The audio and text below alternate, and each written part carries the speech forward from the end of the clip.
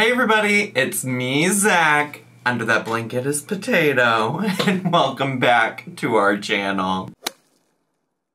Hey everybody, it's me, Zach, and I just wanted to check in with y'all today because it's been a while. Well, it's not been that long. I just didn't post on Monday like I normally do, but I did stream, and I will have a stream re-upload on my other channel, Zachary Michael also, so check the description box down below for a link to that channel if you want to go check out what we've been doing over on the Twitch. But otherwise, I didn't post on this channel yesterday, and I'm sure some of you were all eagerly looking for something from me because I know some of y'all check every day, which I'm truly grateful for. I'm truly grateful that you all are waiting with anticipation for me to post a video every day. So I'm here to give the people what they want, which is a new video from Zachary Mike today.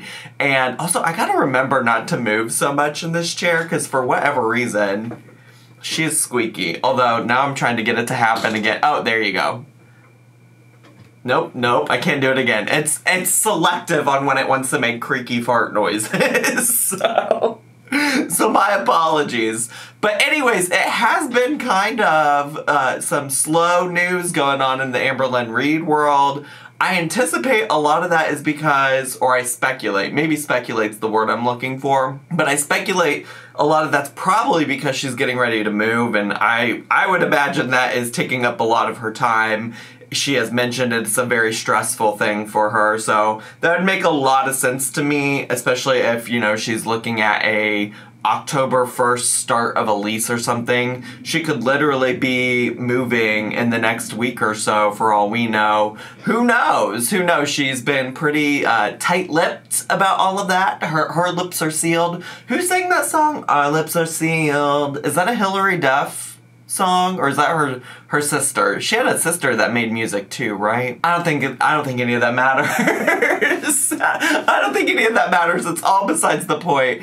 We've gotten some small little, tiny little morsels of news from Amberlynn. And actually one of them, this TikTok I'm about to show you, probably one of the more interesting things in recent history, despite it just being like a TikTok. But I'll play the TikTok for you and then we can talk about what's going on. The thinnest layer of the earth called? The foreskin. The thinnest layer of the earth? Correct. Oh, thank you. I got a point. Sorry? No, wait, what? You didn't answer. No, you were just clarifying. Now, I have to be honest, I don't know what the relevance of that sound that she's using is. I know it's obviously from some probably frenemies podcast because it definitely sounds like Ethan Klein, definitely sounds like Trisha Paytas. But I don't keep up with that, and that is not a trending sound on any part of my For You page when it comes to TikTok.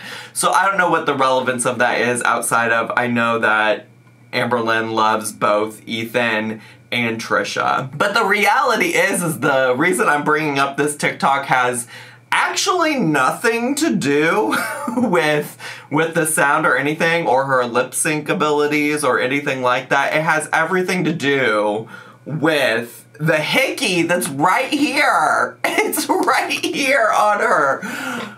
Why she got a Hickey? Who's giving her the Hickey?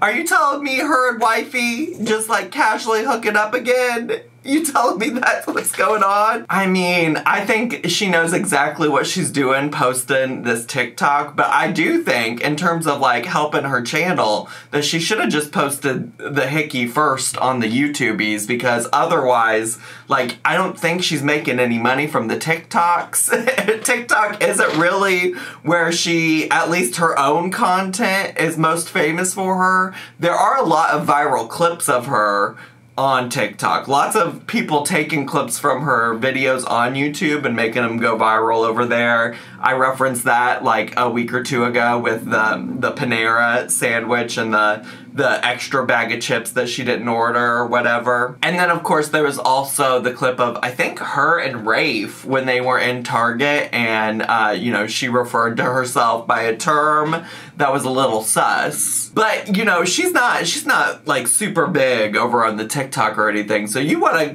come out here and tease this little Hickey, you might as well put that over on your YouTube channel. And you know, for all we know, she's going to. I mean, I am filming this, and I have a feeling in my heart of hearts that she's probably going to end up posting a new video today before I get a chance to react to it.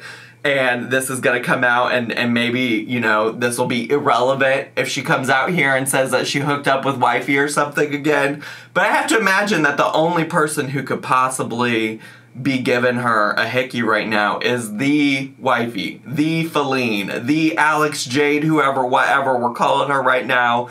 I have to believe ain't nobody else out here giving her a Hickey, because how would she have met them? All of her suitors, new suitors at least, usually come through the Instagram DMs, through online interaction, through people that don't even live in Kentucky with her currently.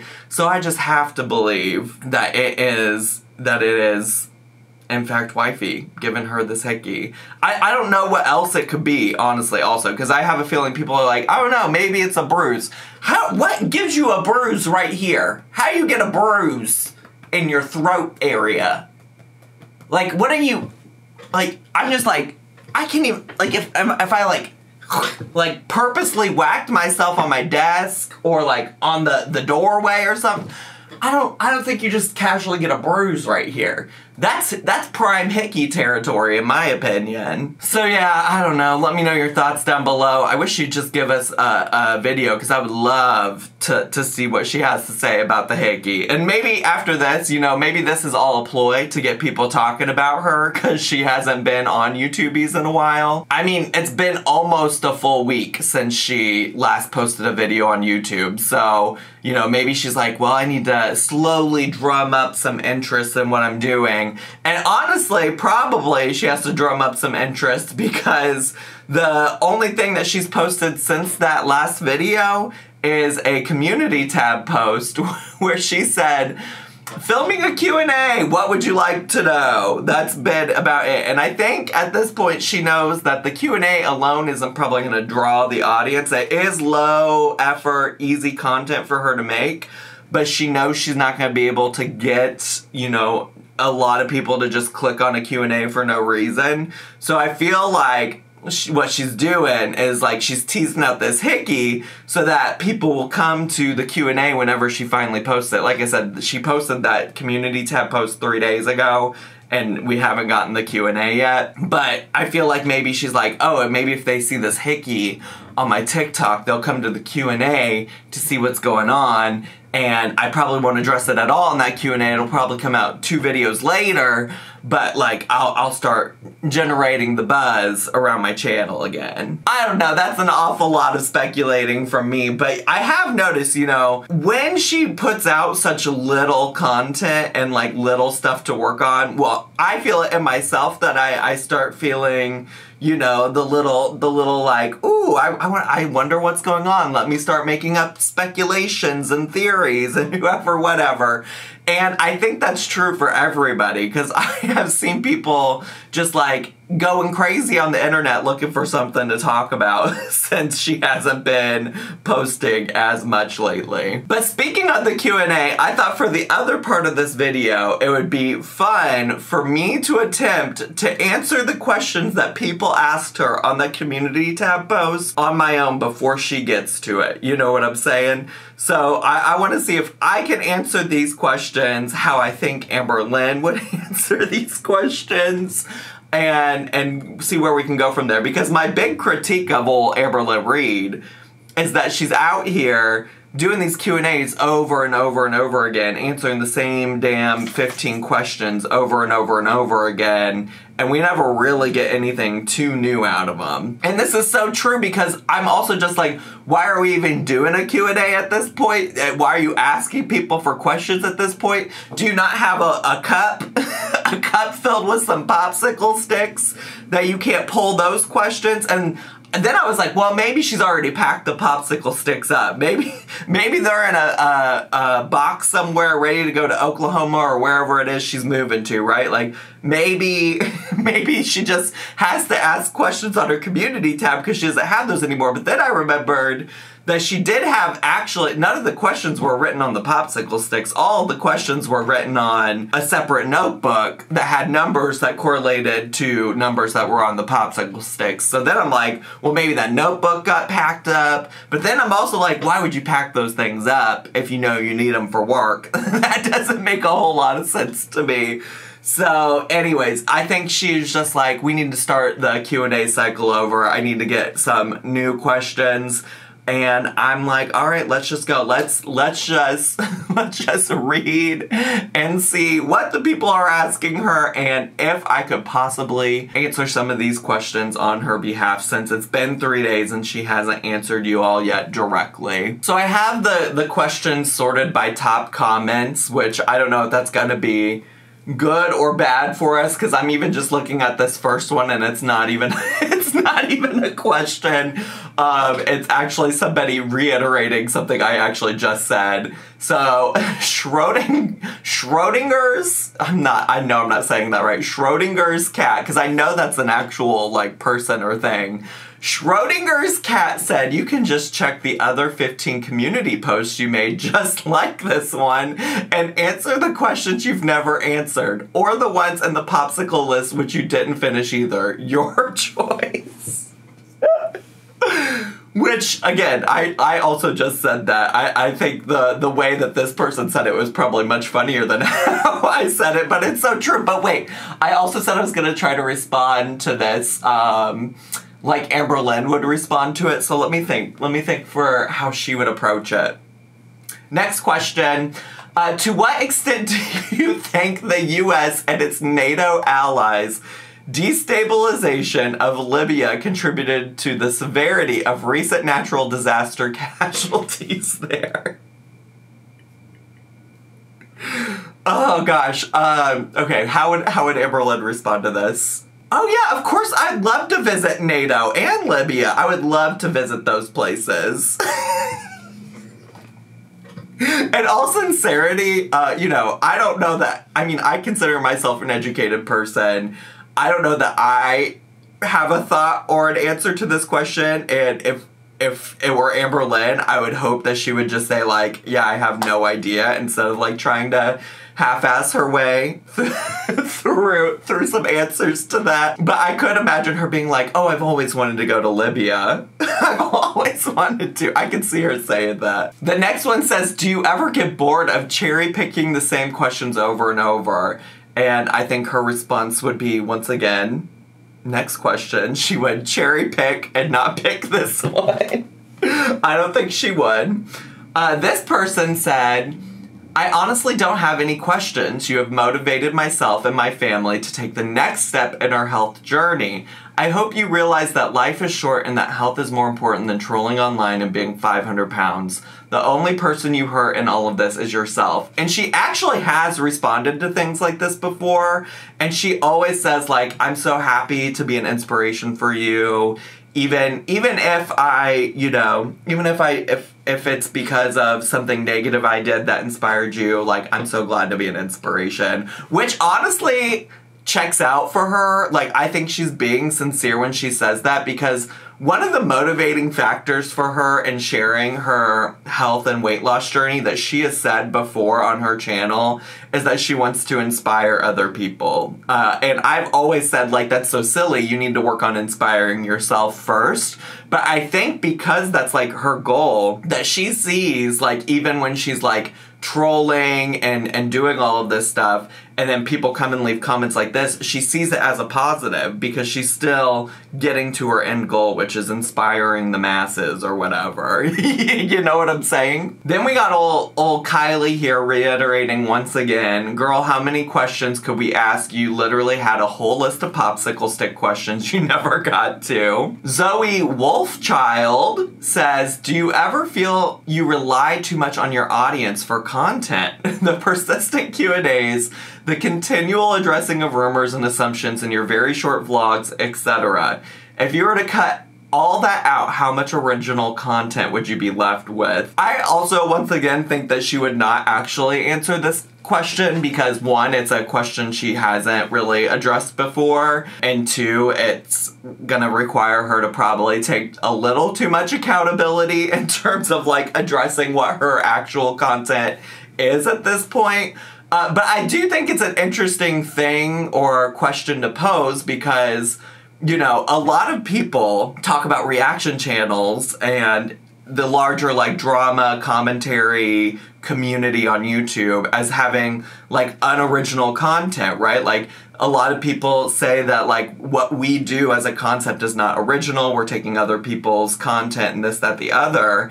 And it's fascinating because if you think about it, so much of Amberlynn's content at this point in her channel does rely on it. I would say she does a good job of it not just being that, but most of the interesting stuff that has happened in recent history, well, I can't say interesting because the Q&As are often not that interesting, but like the addressing of rumors and assumptions about her life, like those are the things that she uses to clickbait in her titles, clickbait her thumbnails and things like that to get people to watch her stuff. And so I don't think that there's a problem with that. I'm not gonna like fault her. I mean, I do think, you know, she has the capacity to not just do 1,200 more Q&As, but I guess what I'm saying is like, in the same sense, I wouldn't fault me for using other people's content to provide commentary on. I don't think it's a bad thing that she's doing it. I just wish she would, you know, go back to some of the older content that didn't rely on it as much. You know what I'm saying? You feel me? Do we get the nuance there? But also, these sorting by top questions is very, very fascinating. I almost feel like I should go look at maybe some of the newer questions just to see if there are like some genuine questions, because I feel like these are all top questions because a lot of her haters like them, and so we're not seeing genuine actual questions. I'm curious how she sorts through them to pick the ones that she wants, because almost none of her Q&As include questions like the ones I've read thus far. This person said doesn't matter because we've gone through this over and over and over, and not once have you ever answered questions that people really want to know. These Q&As with you is just another way to get attention and have it all be about you, just like a true narcissist. If she was gonna say anything about this, she would say, I've taken so many tests, and my therapists and psychologists and doctors, everybody's told me I'm not a narcissist. That would be, I think, the one thing she would address. The crap artist 5452 asks, here's a hypothetical question for you. If we were suddenly forced into a world war and had to go back to food and resource rationing, how would you cope? I mean, that's a very severe hypothetical question. that's an insane hypothetical question that I don't know if is seeped in reality. Although, you know, there are a lot of people out there that are like prepping, canning, doing all of that stuff in the event of like natural disaster or apocalypse or whatever. So, you know, a lot of people probably feel like this is actually reality. So I think Amberlynn would think she could do it. Amberlynn would be like, why would you think I couldn't cope? I could do it. I could do it. I'm capable of doing it. Y'all don't understand food like I understand food, I think would be an Amberlynn response to that. I'm trying not to just read all of the ones that reiterate the what else could we possibly want to know?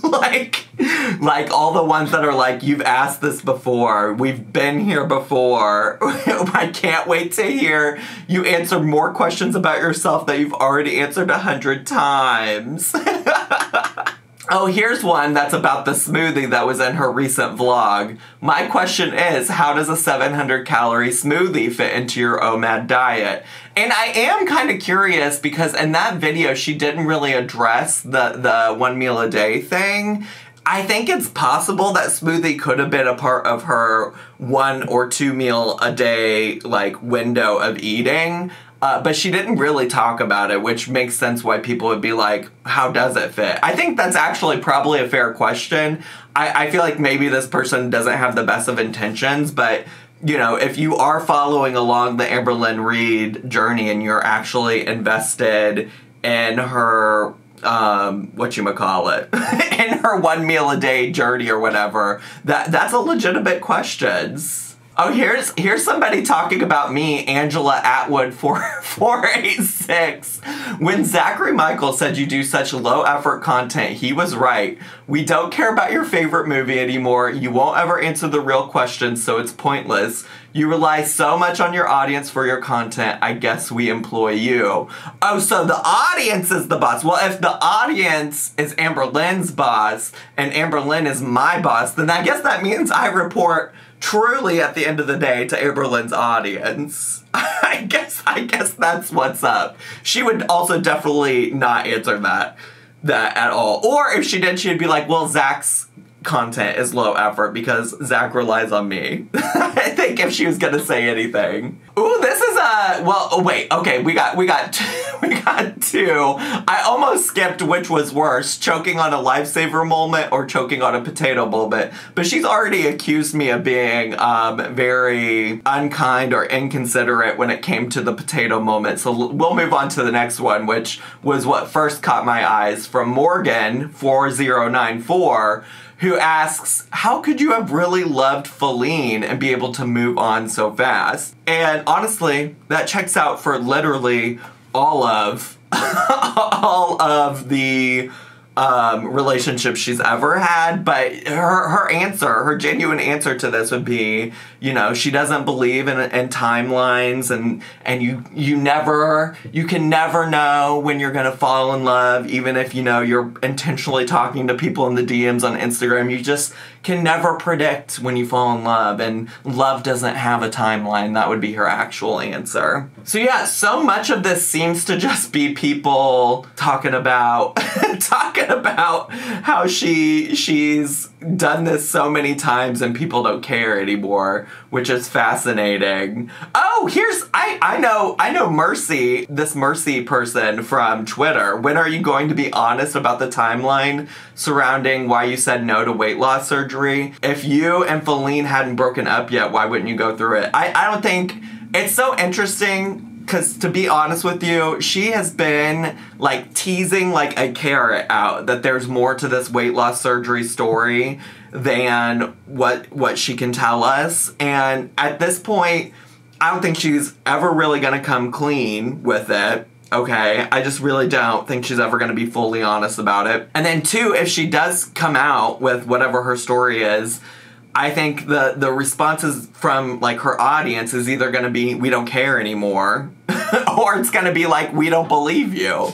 You know, she's been sitting on this for so long. I don't think people care. This is a legitimate question that I think would be helpful for self-reflection if Amberlynn is capable of that. But Ayla1219 says, with you packing up to move and sorting through the amount of stuff you have, do you think this has opened your eyes into how you buy a bunch of things you don't use? And do you think this will change the way you will purchase items in the future? First of all, well, actually, I'll respond from me and from Amberlynn, because I feel like Amberlynn would be like, oh, wow, that's such a good question. And I don't know, I would actually, I'm not entirely sure how Amberlynn would answer this, but I would be interested in her answer, because if she could show some level of like self-awareness from this particular question, I think that would really say a lot about her, because, you know, watching her pack up a bunch of the things that she has bought and going through it all and deciding what she's getting rid of and whatnot, I do think that, you know, for us watching, we can see how bad her spending habit is, because every time she shows us a new collection of things, it's clear that she has way more of those things than she could ever do anything with. And it's just, to me, would be interesting if she's seen that herself. I doubt it, because she has. Actually, now that I'm saying all this, when she broke up with Beck, like, the same thing happened, right? Like, the same exact thing happened, except that time, instead of taking all the stuff to Goodwill, Amberlynn was, like, trying to sell it on the internet to her audience and things like that before it all blew up. It is interesting because, you know, there are some good questions like that, like, scattered throughout here, that if she took time to, like, genuinely answer. I would be interested in what her response was, but I don't know that she's gonna take the time to do that. Although, with all the people that, have the questions and note the things about, like, what's your favorite movie and where you want to travel, I haven't actually seen any of those questions in here. I really, a lot of these questions are very pointed questions or trolly questions or things like that. Although, ooh, DTZ, not this. Could you give us a play-by-play of your sit-down sessions with Feline? Not this. I mean, maybe, no, not this. But a lot of these things are so pointed.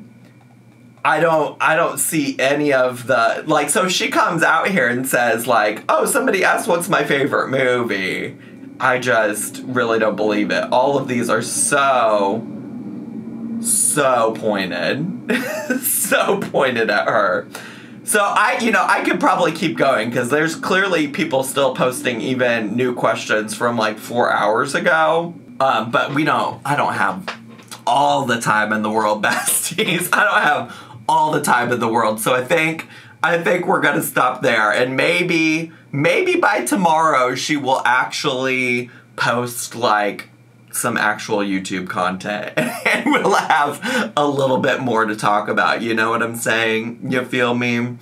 Anyways, I did have fun doing this. It was fun to go look through there because I often don't take a look at what the questions are.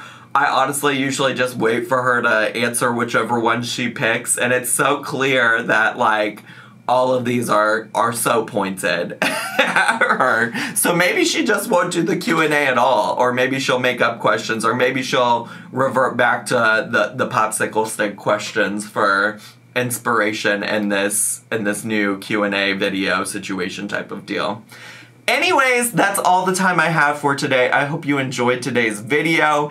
If you did and you're brand new, make sure to subscribe down below. Hit the bell button so you get a notification every single time I post a new video.